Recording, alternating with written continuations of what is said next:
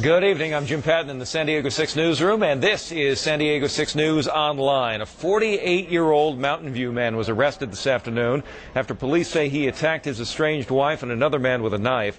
Miguel Del Valle is expected to be booked on 2 counts of attempted murder for the assault that took place on the 3600 block of Franklin Avenue this morning. Now, the wounds that the man and woman suffered were described as serious, potentially life-threatening. But our Lynn Stewart has been following this story throughout the day and tells us that the latest word is both victims will survive. Motive for the stabbing unclear. Lynn will have more tonight at 10.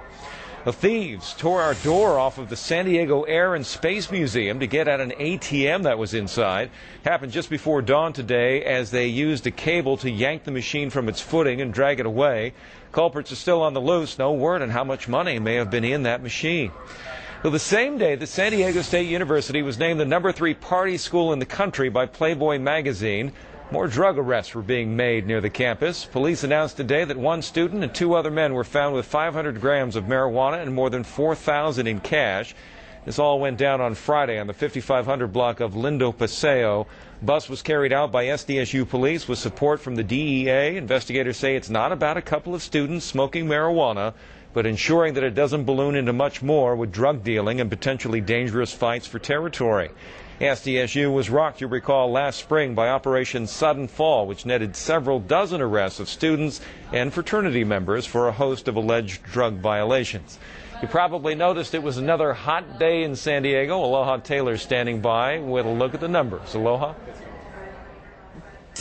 Yes, another hot day in San Diego. Some of the highs recorded along the coastline in the 80s. Oceanside at 85, 81 for Carlsbad, 89 through Mira Mesa. Downtown San Diego, 80 degrees today, and inland 90s, 94 for Ramona, 91 degrees in Campo, a lot warmer than normal and record heat already. Ramona, that 94 in the record books, breaking the old record of 90 degrees set back in 1998, and about 20 degrees warmer than normal for this time of the year. Downtown San Diego, not in the record books today, but still hot and a lot hotter than where we should be. We should be at 69 for this time of the year. High pressure responsible for the heat. Under you have that sinking air. It compresses, it heats up, and as that offshore flow descends down the mountains, it brings that heat all the way down to the beaches. Also dries everything out. So humidity levels today, again, they drop down into the teens and into the single digits for some areas. Waking up to about 58 in the morning along the coast, 67 for the noon hour, 70 degrees for the afternoon tomorrow. So a lot cooler. You're going to really start to feel that cooling change tomorrow. It's still going to be warm, especially inland into the 80s, but a lot cooler than it was today. Mountains starting in the 50s, 75 for the noon hour, 78 for the afternoon. And out in the deserts, a little bit of relief. Today we're in the triple digits, getting up to about 96 tomorrow afternoon, so another hot one. Temperatures are going to continue to drop. A big cool down for the weekend. We'll talk about that coming up at 10 o'clock. We hope to see you then.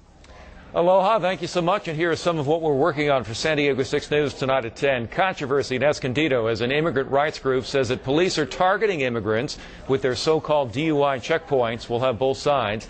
Also, we all count on scanners to ring up the right price when we go to the store, but that is not always what happens. Our John Mattis will tell us about a local investigation that's underway and what's being found. And are people today just a bit too consumed with themselves? We'll talk to a local researcher who says we are in the middle of a narcissism epidemic. Also being worked on tonight, the Miss USA pageant, which is being talked about all over the blogs, all over television. Carrie Perjean, local beauty queen contestant, became the runner-up. She has been the center of a controversial storm for what she said about gay marriage on the program. But what about the judges? What about Perez Hilton? Here's some of what he said about the whole thing. Now, let me explain to you.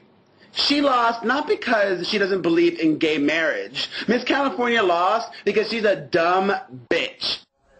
Now, in light of comments like that, our Courtney Dwyer is working on a story tonight which talks about what standard do we hold the judges to. That's right, Jim. Ethics here. I talked to Deborah Dodge and Pam Wilson. They actually hold the Greater San Diego pageant every year right here in San Diego. And they talked to me a little bit about what judges, what they should be looking for. And they talked about conviction, really. When these women stand up there to answer these questions, they should be themselves. They should be truthful. And unfortunately, what we've seen is these judges come out and saying some really not appropriate things about Carrie and about the way she answered. Actually, this morning on one of the talk shows, Miss USA judge Claudia Jordan also came out and said that she admitted that some of the judges, did not like Carrie's answer, and that could possibly be why she didn't win. So that's another judge coming out and saying something about this. And to be clear on this, in terms of the standard that the judges are supposed to use for how they judge the contestants, they are not supposed to be affected by the personal view of the contestant? Well, that's kind of the universal thought, and that's what Pam and Deborah told me today. That's the standards they hold their judges to in the Greater San Diego pageant as well. Obviously, that might have not been echoed, though, in Miss USA. They feel it should have been, but the question is, was it? The problem with this particular issue is both sides are so extremely passionate, and the side that is for gay marriage sees this as the equivalent of saying if she had gotten up there and said, well, yes, I think that slavery is okay. I mean, they put it in those terms. Right.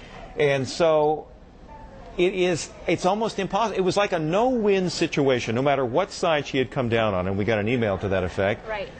There was no winning this one. And I tell you, speaking of emails, I've received quite a few personal emails today asking me, how do you get a hold of Carrie, or how do you get a hold of Miss USA? Because I obviously did follow the story yesterday, spoke to some people who were very against what Carrie said, but also some people that believed that what Carrie did was very true to herself and were happy that she did that. But absolutely, a lot of controversy over this, and we've been seeing it all over the morning shows, all over the blogs, all over the websites. I think our own website actually had quite a few hits on this story. No doubt. I'm very much looking forward to seeing your story tonight, and again, tonight the story will be about the standard that we hold the judges to, and did Perez Hilton cross the line in the terms of the way that he handled this whole situation. All right, we thank you for joining us for San Diego 6 News Online, and we hope to see you for San Diego 6 News on the air tonight at 10. Also 11 at 11 o'clock. All the weather news you need, everything you need in just 11 minutes. We will see you tonight at 10.